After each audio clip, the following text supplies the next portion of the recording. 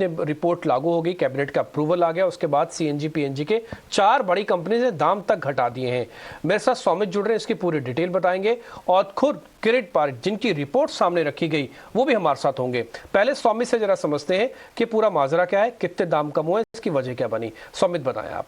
तो पहले क्या होता था कि गैस प्राइसेस था वो काफ़ी कॉम्प्लिकेटेड वे में डिसाइड होता था और एवरी 6 मंथ चेंज होता था, बट अब से एवरी मंथ चेंज होगा और जो गैस प्राइसिंग डिसाइड करने का तरीका है वो काफ़ी सिंपल है। लास्ट 1 मंथ का जो इंडियन क्रूड बास्केट का एवरेज प्राइस होगा उसका 10% गैस प्राइसेस होगा। मतलब अगर लास्ट 10 मंथ में $80 प्रति बैरल का एवरेज क्रूड प्राइसेस था, मतलब गैस प्राइसेस होगा $8 पर MMBTU। अब ये गैस प्राइसेस पूरे इंडिया में एप्लीकेबल होगा APM गैस प्राइसेस के लिए, जो कि नॉर्मल फील्ड्स के गैस प्राइसेस है। बट ONGC और ऑयल इंडिया के जो नॉमिनेटेड फील्ड से गैस आते हैं उसके लिए एक फ्लो प्राइस डिसाइड किया गया है $4 का और सीलिंग प्राइस डिसाइड किया गया है $6.5 पर MMBTU का। और बाकी नॉर्मल गैस प्राइसेस के लिए 10% ऑफ इंडियन क्रूड बास्केट है। अभी जो सीलिंग प्राइस और फ्लो प्राइस डिसाइड किया गया है वो अगले 2 साल के लिए एप्लीकेबल होगा, जो कि FY24 FY25 है। और उसके बाद जो सीलिंग प्राइस है वो $0.25 पर MMBTU से बढ़ेगा एवरी ईयर। और जो नए फील्ड्स है उसके लिए 20% गैस प्रीमियम प्राइसेस जो है वो प्रीमियम पे होंगे APM गैस प्राइसेस के सामने।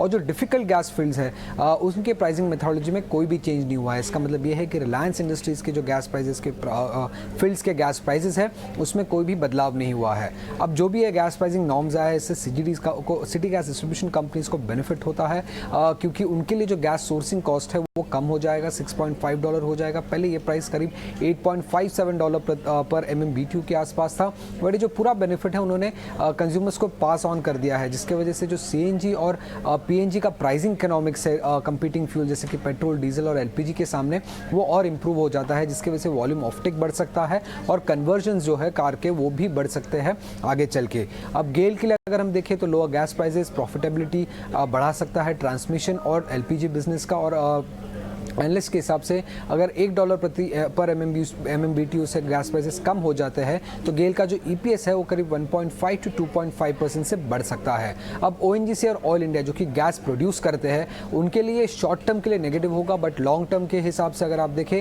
तो सारे एनालिस्ट काफ़ी बुलिश है इस न्यू गैस प्राइसिंग रेगुलेशंस को लेके। सौमित, काफी अहम जानकारी आप दे रहे हैं, शुक्रिया आपका इस सारी की सारी डिटेल्स के लिए। तो clearly gas price decision methodology जो है वो काफी कॉम्प्लिकेटेड है और इस कॉम्प्लिकेशन को कम करने की कोशिशों में एक और कदम यहाँ पर कैबिनेट ने किरीट पारिक कमेटी की सिफारिश को मंजूरी दी है। इसका सीधा असर, क्योंकि गैस सोर्सिंग कॉस्ट कम होगी तो सिटी गैस डिस्ट्रीब्यूशन कंपनियों पर पड़ता दिखेगा। कैसे पड़ेगा इस पर विस्तार से होगी बात, लेकिन नेचुरल गैस के नए प्राइसिंग फॉर्मूले को मंजूरी के बाद हमसे पारिक कमेटी के चेयरमैन किरीट पारिक ने खास बातचीत की। आइए वो बातचीत आपको सुनाते हैं। डिफिकल्ट जो नॉन APM गैस वाले फील्ड है इससे तुड़े करीब 30% गैस हम डोमेस्टिकली इसमें आता है और इसमें भी काफ़ी डिफरेंट अलग अलग तरीके के प्राइस वो कॉन्ट्रैक्ट किया है। मैंने बताया ना, सब में सम फील्ड में से जो गैस आता है इसकी पर प्रॉफिट शेयरिंग है, अदर्स में कॉस्ट शेयरिंग है और ऐसा है। बट जो फरवरी 2019 के बाद जिसको अलॉट किया है उसको टोटल फ्रीडम है, वो प्राइसिंग एंड मार्केटिंग का टोटल फ्रीडम है। तो ये प्राइसिंग एंड मार्केटिंग का टोटल फ्रीडम है, लेकिन अभी वो 2019 में ही गैस एलोकेट किया है तो अभी तक उसको प्रोडक्शन बहुत ज़्यादा नहीं है, बहुत कम है। होपफुली आशा रखते हैं कि उनका प्रोडक्शन बढ़े और जो नए फील्ड्स आए वो सारे नए एक्सप्लोरर्स उसको भी मार्केटिंग प्राइसिंग फ्रीडम दिया जाए को, जिससे ही उनको भी प्राइसिंग और मार्केटिंग फ्रीडम मिले और इंसेंटिव रहे कि हम ज़्यादा से ज़्यादा गैस इंडिया में से निकालें। ठीक है, चलिए, तो ये तो हुआ इस पूरे मैटर पर डिटेल्स। अब